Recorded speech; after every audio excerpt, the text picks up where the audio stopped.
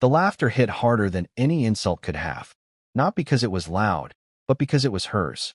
Elaine's laugh, once my favorite sound in the world, cut through the restaurant like cold glass shattering on marble. And it was aimed at me. God, look at that jacket, she chuckled, tossing a glance toward her friends, all sipping cocktails and perfectly arranged like porcelain at a showroom table. I told him not to wear it, but you know how he is. Thinks corduroy's making a comeback. They laughed. A polite, stylish sort of laughter, the kind that hides real teeth behind wine-stained lips. I sat there, napkin half folded in my lap, trying to smile, trying not to flinch. But inside, something shifted. Quietly. Permanently. She made fun of my clothes in front of her friends. And I don't think she realized that was the moment everything changed. Let me take you back. 2 hours earlier, I'd stood in front of the mirror, adjusting that same jacket. It was a deep rust brown, corduroy, sure, but lined with silk, the kind of fabric that hugged you without smothering you. I liked it. I'd bought it from a small vintage shop in the West End, a place the owner swore used to tailor suits for jazz musicians in the 60s. I liked the way it made me feel. Like myself. Elaine had frowned when she saw it. You're not wearing that, are you? I smiled, adjusted the collar. It's my lucky jacket. She sighed, already halfway down the stairs. It's your high school teacher who still listens to vinyl's unironically jacket. That stung more than I let on. But I wore it anyway, because I didn't want to be the man who changed clothes just to be liked. Dinner was at Piatto Rosso, a place where the wine costs more than the groceries we used to split when we first moved in together. Elaine had picked it for her work celebration. She'd just closed a major campaign for a luxury brand, something with handbags and influencers. I didn't keep up anymore, but I was proud of her. At least, I had been. She was already half a bottle in when I arrived. I'd had to stay late wrapping up some edits on a pitch deck. My job, freelance branding work, never really impressed her crowd. Digital creatives, she once called them. Cute, but not real money. So when I walked in, slightly flushed from the brisk walk, jacket still zipped, I was late and out of place. Her friends were already seated, 4 of them, stylish and sharp, every one of them dressed like they'd walked out of a GQ spread. I offered smiles. A few nods came back. Not much more. I kissed Elaine on the cheek. She turned slightly, so my lips caught more hair than skin. We ordered. Small plates, big price tags. They talked shop, campaign metrics, collaborations, client politics. I listened, sipping slowly, trying to find a foothold. And then came the comment. About the jacket. My jacket. And her laughter. I don't know why that moment stuck so hard. Maybe it was the way she didn't even look at me after saying it. Like I wasn't part of the joke. Just the setup.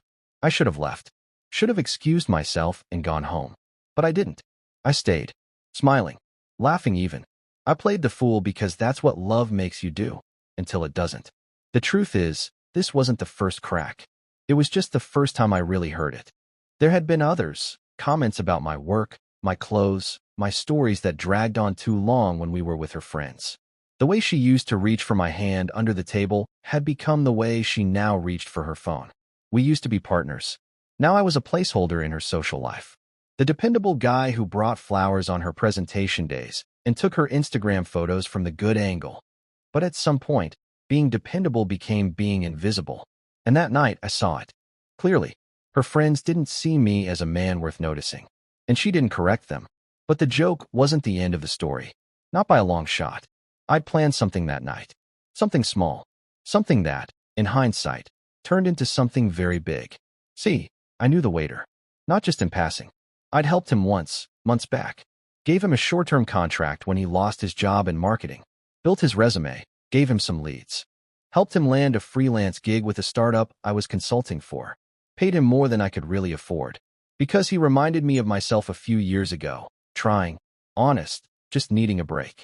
He never forgot it. So when he saw me sitting there, red-cheeked, quiet, dressed in a jacket they all hated, I saw something flicker in his eyes. Recognition. And then, understanding. He didn't say anything as he took our orders. Not at first. But I had a plan. A small one. A statement, not a scene.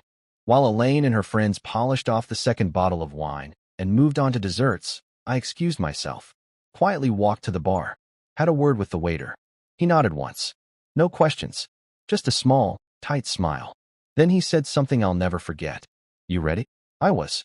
Or I thought I was. I had no idea what was about to happen next. I walked back to the table, calmer than I should have been. If they noticed I was gone for longer than it takes to visit the restroom, no one said anything. Elaine was too caught up in her own orbit, hands animated mid-story, her laugh rising above the gentle hum of piano in the corner.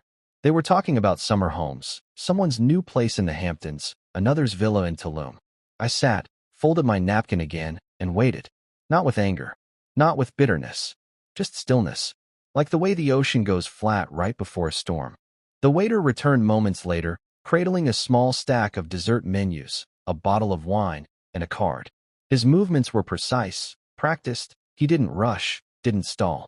He started with the wine, presenting it to Elaine with a flourish. "Compliments of the house," he said. Elaine raised an eyebrow. "Oh, what's the occasion?" He smiled politely. "The gentleman you're dining with. He's a regular here. Helped our owner land his first investment round a year ago. Wouldn't be open without him. So this one's on us." She blinked. The table quieted. I didn't look at her. I didn't need to. The waiter placed the card down gently in front of me, then added with perfect clarity, "Thanks again, boss." The word landed like thunder. "Boss." He said it casually, even warmly. But the way the table shifted after that, forks paused mid-air, heads turned, conversations froze. It was like a light had snapped on in a room full of hidden mess. Elaine's smile faltered. She laughed, but it was brittle. "Wait, boss. I thought you were just freelancing these days." I kept my eyes on the card. "I am. Technically. I own the firm I freelance through." Her friends exchanged quick glances. One of them, Travis, I think, leaned forward.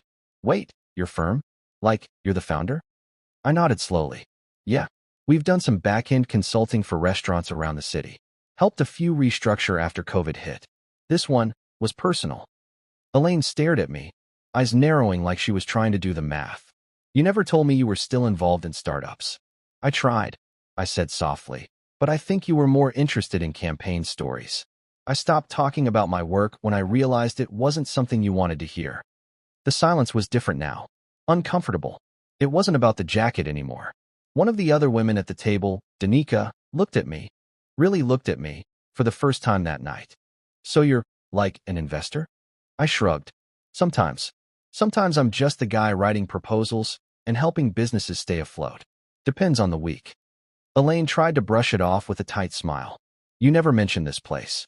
I thought we were here because it was trendy." "I like the food," I said. "But also, I figured you'd like being seen here." That was the first real blow. She flinched. Subtle, but there.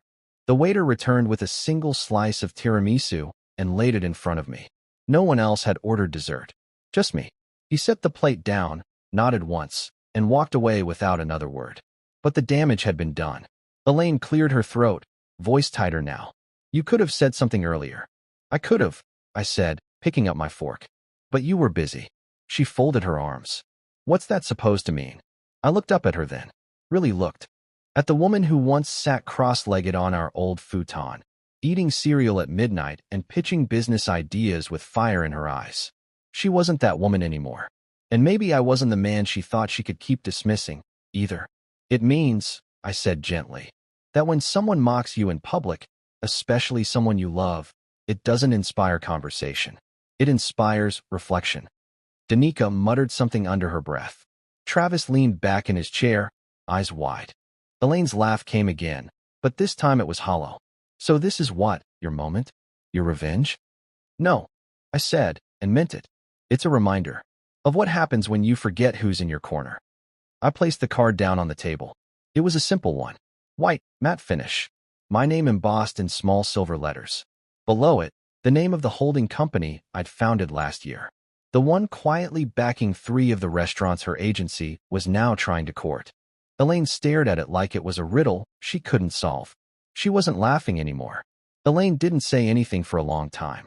She just stared at the card, fingers hovering over it like she wasn't sure if touching it would burn.